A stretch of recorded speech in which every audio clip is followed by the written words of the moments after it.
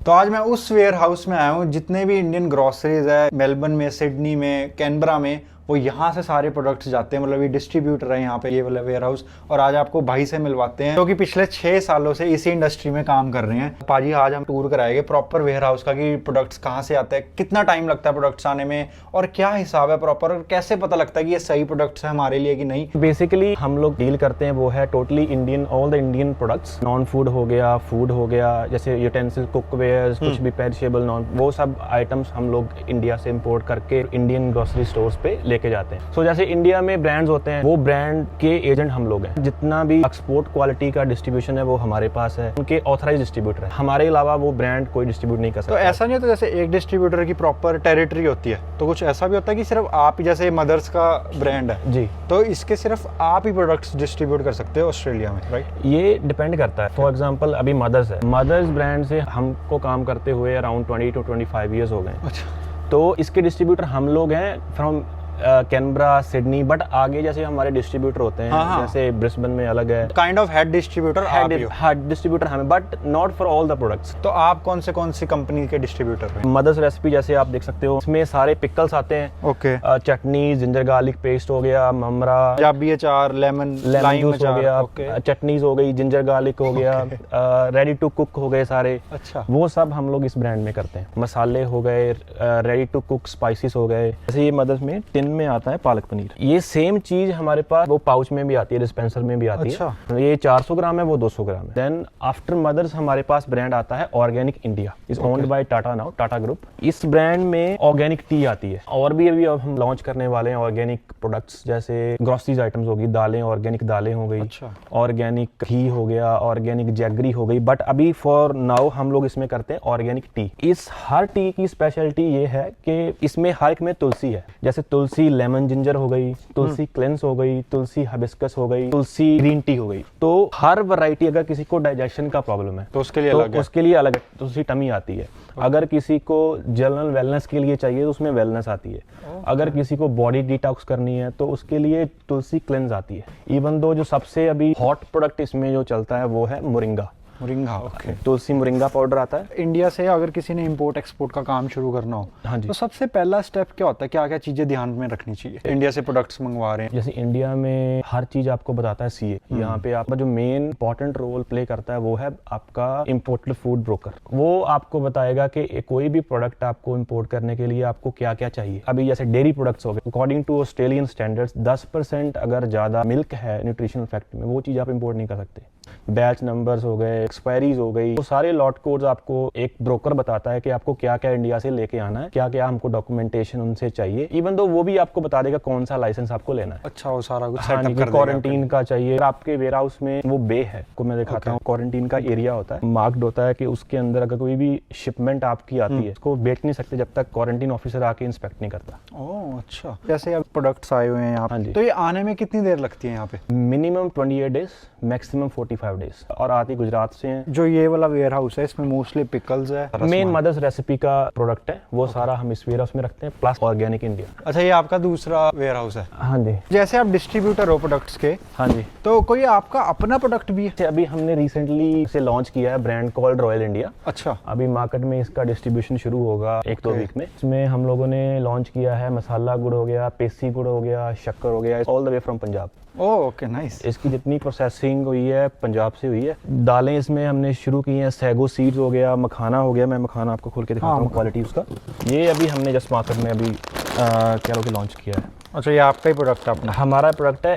हमारे प्रोडक्ट से बेसिकली क्या मीनिंग होता है कि जैसे मान लो मैंने एक ब्रांड रजिस्टर कर लिया यहाँ पे। हाँ हाँ। इंडिया से कोई भी डिस्ट्रीब्यूशन नहीं लेनी है किसी की ब्रांड की। फर्स्ट थिंग फर्स्ट, आप क्या करो, आप एक ब्रांड नेम सोचो। एक साइट आती है IP ऑस्ट्रेलिया। ओके। इंडिया में अगर ब्रांड रजिस्टर करना है तो आती है IP इंडिया। अच्छा। IP ऑस्ट्रेलिया पे आप जाके देखो, सर्च करो, अपना ट्रेडमार्क सर्च करो कि किसी ने ऑलरेडी ब्रांड रखा तो नहीं हुआ। अगर आप अभी रॉयल इंडिया IP ऑस्ट्रेलिया पे चेक करोगे तो आपका ही हमारा नाम आएगा, रजिस्टर्ड आएगा। इंडिया में एक मर्चेंट एक्सपोर्टर ढूंढो या मैन्युफैक्चरर ढूंढो जो आपको ये चीज पैक करके दे। तो ये कहाँ से आते हैं? करो, यहाँ जैगरी पंजाब से आती है, पोहा हो गया, गुजराती आइटम में गुजरात से आती हैं। अच्छा। रोस्टेड करी पाउडर्स अभी हमने देखा था वो चेन्नई से आता है। तो साउथ में भी हर स्टेट में डिफरेंट जो उनकी स्पेशलिटी तो ऐसे आप करवा सकते हो। जब भी मैं इंडियन स्टोर पे जाता हूँ ना, मुझे कई बार मैं स्नैक्स लेता हूँ, लेट्स से कुरकुरे लेज, उनका टेस्ट लिटिल बिट डिफरेंट होता है एज कम्पेयर टू इंडिया। ऐसा क्यों, कोई इसका स्पेसिफिक रीजन? मान लो मैंने आज ऑर्डर दिया, हाँ। कुरकुरे लेज मिनिमम अराउंड 9 to 10 मंथ्स का डेट आता है इंडिया। अच्छा। अभी आज ऑर्डर दिया, अब जो वहाँ से एक्सपोर्ट कर रहा है, जो हमारा सप्लायर है, 1 मंथ तो लगेगा उसको पैक करने में, कंटेनर पैक करने में 45 डेज अगर मैक्सिमम लगा तो 2 मंथ तो वैसे ही लग गया। तो फिर आने जाने में और वो सब, क्योंकि वहाँ जो चीज़ मिलती है वो फ्रेश मिलती है, तो वो प्रोसेसिंग टाइम की वजह से टेस्ट में थोड़ा डिफरेंस आ जाता है। बाकी तो मोस्टली नहीं तो जितने भी एक्सपोर्ट क्वालिटी प्रोडक्ट्स होते हैं वो उसमें क्वालिटी का कोई भी इशू नहीं होता। ओके। और कई बार जैसे मैं इंडियन स्टोर से आटा लेता हूँ या कुछ लेता हूँ, वो कई बार प्योर नहीं लगता, मिक्स लगता है विद मैदा। तो यहाँ पे ऐसा आटा है जो मतलब मैदा मिक्स ना हो या और चीज़ें उसमें मिक्स ना हो? आटा हम एक ब्रांड कर रहे हैं फार्मर, ये ब्रांड बेसिकली बनता है मेलबर्न में, made in Australia with 100% all the Australian products. 2 तरह के आटे हैं, देखो एक इंडियन आटा आता है जैसे आशीर्वाद हो गया, या कोई और ब्रांड आता है पिल्सबरी हो गया, फिर आते हैं यहाँ पे ऑस्ट्रेलियन प्रोडक्ट। बेस्ट तरीका मैं आपको बता देता हूँ, अगर कोई भी आटा आपको चेक करना है कि इसमें मैदा है या नहीं है। हम इंडिया में क्या करते हैं कि आटा छानते हैं, उसमें निकलता है, पंजाबी में बोलते हैं सूड़ा निकलता है। अब यहाँ हमको आदत नहीं है उसमें कि हम उसमें इतना करें, हम खाली पैकेट में से खोला, गूंदा और रोटी बना ली, तो क्वालिटी आपको पता नहीं चलेगी। बट कोई भी आटे का अगर आपको जानना है, बेस्ट थिंग आप क्या करो, उसको छानो। अगर तो उसमें से सूड़ा निकलता है, इट मीन्स वो आटा सही है, 100% प्योर आटा है। अगर नहीं निकलता मतलब उसमें मैदा बेसिकली मैदा ही है।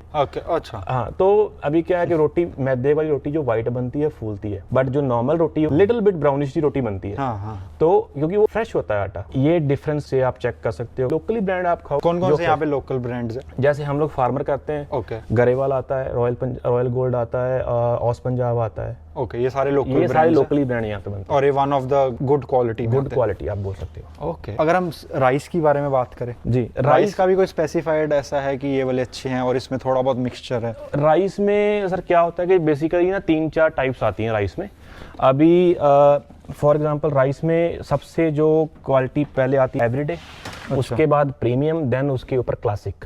जो क्लासिक की क्वालिटी होती है वो सबसे टॉप नॉच क्वालिटी होती है। होते सारे बासमती राइस ही हैं। एवरीडे थोड़ा क्या होता है, ब्रोकन राइस होता है, उसको थोड़ा पॉलिश करके स्टीम करके वो आपको डाल के दे देते हैं। ऐसा कुछ नहीं है कि वो खाने में बुरा है या समथिंग लाइक दैट, खाने में सारे ही अच्छे होते हैं। बट अगर सबसे अच्छी क्वालिटी आप बोलो तो क्लासिक माना जाता है। जैसे हम लोग एक ब्रांड करते हैं किचन किंग, ये देहरादूनी राइस है, इसमें भी हम लोग, जैसे मैंने अभी क्लासिक बोला, ये क्लासिक क्वालिटी आती है। अच्छा। Kitchen king classic rice, classic basmati rice. Another एक टाइप जो मोस्ट इंपॉर्टेंट है वो है लो जीआई, क्योंकि यहाँ पे क्या है कि बेसिकली लोगों को अगर डायबिटीज का प्रॉब्लम बहुत ज्यादा है, हम एक किचन किंग में एक राइस भी करते हैं, पैकेजिंग के ऊपर स्पेशल लिखा होता है फॉर पीपल विद डायबिटीज।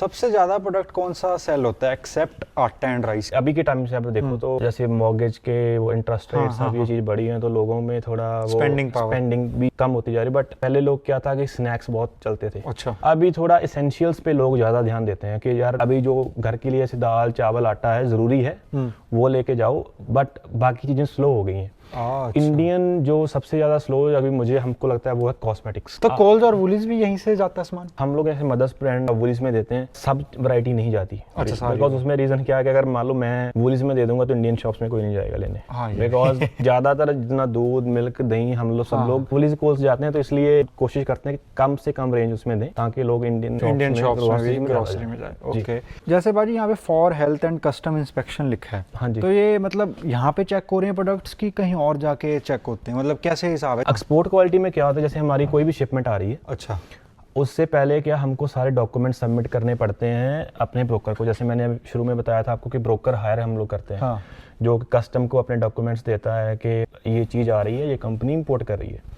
उसके लिए वो डॉक्यूमेंट्स जो सारे होते हैं वो कस्टम को प्रेजेंट करते हैं, वो अपना बायोसिक्योरिटी को, जो बायोसिक्योरिटी बोलते हैं उसको, बायोसिक्योरिटी को वो प्रेजेंट करते हैं। Then biosecurity after checking container scanner में तो जाते ही जाते। बट कई बार क्या होता है कि जैसे बैच नंबर्स होते हैं, क्या आसानी होती है कि कब प्रोडक्ट बना था, ये सब बैच नंबर से आपको पता चल जाता है। अगर मान लो मुझे प्रोडक्ट को रिकॉल भी करना है मार्केट से, तो मैं ये बोल सकता हूँ कि इस बैच नंबर का प्रोडक्ट जो भी अब मार्केट में वापस ले आओ। कस्टम आपको बताती है कि ये जो आपने इंपोर्ट किया after looking at all the according to the Australian standards, कि ये प्रोडक्ट आपने इंपोर्ट किया है, इसको हम लोग चेक करेंगे। ब्रोकर होता है वो हमको बताता है कि भाई आपकी शिपमेंट आ गई है, उसमें से ये प्रोडक्ट आप टच नहीं कर सकते। इवन तो जैसे मैं भी हम आपको दिखाता हूँ, जैसे ये हमारा बायो सिक्योरिटी एरिया है, ये येलो लाइन के पीछे पीछे जितना स्टॉक पड़ा है हाँ। ये सब होल्ड पे है। को बायो सिक्योरिटी ऑफिसर वो आएगा, वहाँ चेक करेगा एक्सपोर्ट क्वालिटी है, कुछ भी उसको लगा कि ये चीज गलत है। दो तरह की होती है, क्वारंटीन पे जाता है प्रोडक्ट, एक जाता है IFIP। IFI basically visual inspection होती है कि बैच नंबर सही है, एक्सपायरी कब बना था, डॉक्यूमेंटेशन।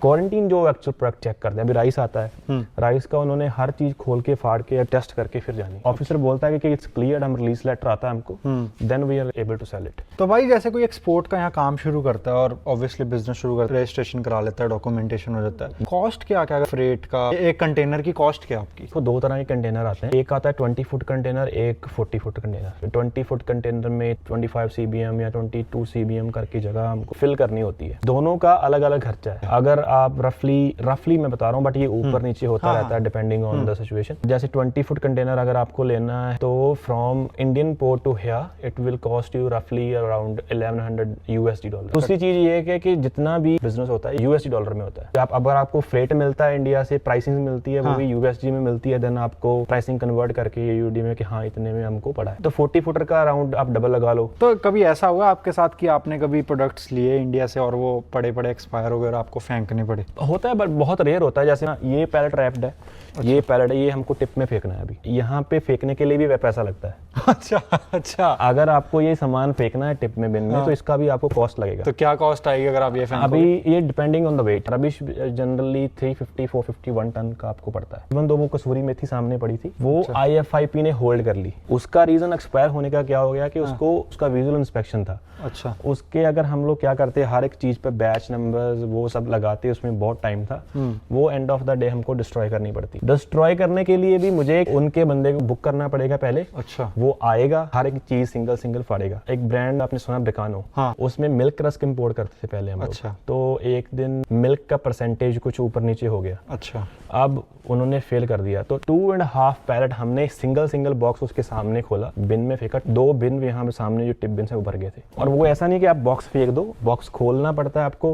अच्छा। प्रोडक्ट को ऐसे अपने निकाला, ऐसे फाड़ा, फिर फेंका, पूरा पैकेट फाड़ के हाँ, तब तक वो वहाँ बैठा रहता है quality officer. Okay. Product expire हो गई इतनी देर से और आपको फिर फेंकने पड़े। कभी कभार कस्टम आपको रोक देता है कि आप कंटेनर तब तक नहीं खोल सकते जब तक हम नहीं आते। सील्स लगे होते हैं, वो उसके सामने ब्रेक करनी पड़ती है। जब तक पूरा कंटेनर नहीं खुलता वो नहीं हिलता वहां से।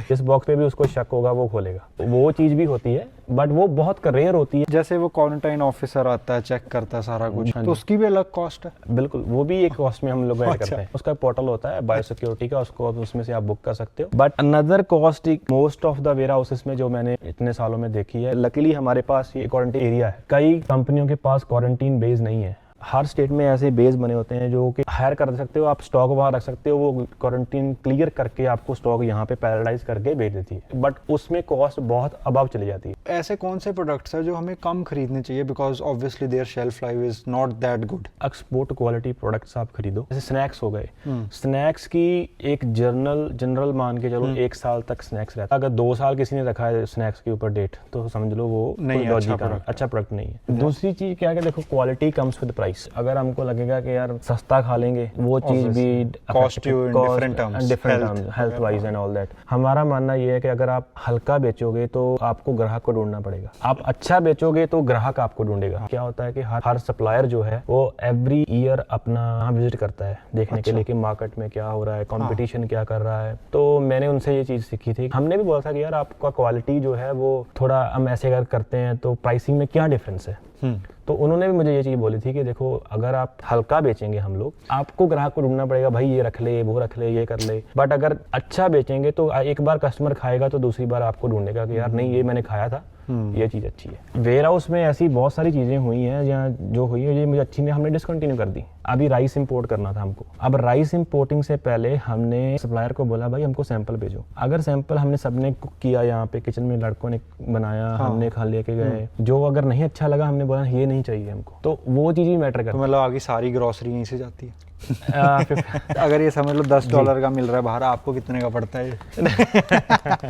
बाकी कौन से ऐसे स्टोर्स है सिडनी में जहाँ पे आपको लगता है कि जहाँ पे बहुत ज्यादा वैरायटी है इंडियन प्रोडक्ट्स की? एरिया टू एरिया, जैसे वेस्ट में चले जाओ राधे, साउथ वेस्ट में लिवरपूल में चले जाओ, नीलग्रीस में आपको सब मिल जाएगा। End of the day demand and supply है, अगर जो कस्टमर मांगता है shopkeeper end of the day वही रखता है। और हमको भी even though end of the day वही इंपोर्ट करना पड़ता है कि जिसमें आपको एंड ऑफ द डे पैसा बने। डू यू थिंक कंपटीशन इस फील्ड में बहुत ज्यादा है? सर पहले नहीं था, आज से 6 साल पहले कोविड के बाद बहुत ज़्यादा कंपटीशन हो गया, बिकॉज फूड का जो बिजनेस था उसमें बहुत शॉर्टेज आ गई थी। तो लोगों को जब आपको शॉर्टेज आती है तो आप हर जगह हाथ पैर मारते हो। लोगों को बहुत चीज़ों को पता चला कि हाँ जी ऐसे इंपोर्ट करना है एंड ऑल दैट स्टफ। अब बहुत ज़्यादा कंपटीशन आफ्टर कोविड बहुत हो गया कंपटीशन। शॉपें भी बहुत हो गई हैं, होलसेलर्स भी बहुत हो गए हैं। प्रोडक्ट्स होते हैं जो भी यहाँ पे सारे प्रोडक्ट्स है, ये सारे स्पेशलाइज सिर्फ एक्सपोर्ट क्वालिटी के होते हैं कि डिफरेंट क्या होता है? सर हमारे पास जितने प्रोडक्ट्स मैंने अब जितने ब्रांड्स हैं वो सारे एक्सपोर्ट क्वालिटी के। जैसे राइस के ऊपर आपने देखा है, अभी आप इस पे देखोगे तो ये डेट प्रिंटेड है, बट अगर लोकल मार्केट से कोई भी स्टॉक आता है, नॉट दैट कि वो एक्सपायरी है, उसके ऊपर स्टिकर लगता है, तो वो एक्सपोर्ट क्वालिटी नहीं है। एक्सपोर्ट क्वालिटी नहीं होती, वो लोकल मार्केट से स्टॉक उठाया किसी ने लेके आया। मदर्स का जितना भी स्टॉक है वो सारा एक्सपोर्ट क्वालिटी है। एग्जांपल ऐसे कि इंडिया में मदर्स आपको मिलेगा 300 ग्राम में, 400 ग्राम में, यहाँ स्टैंडर्ड साइज है 500 ग्राम,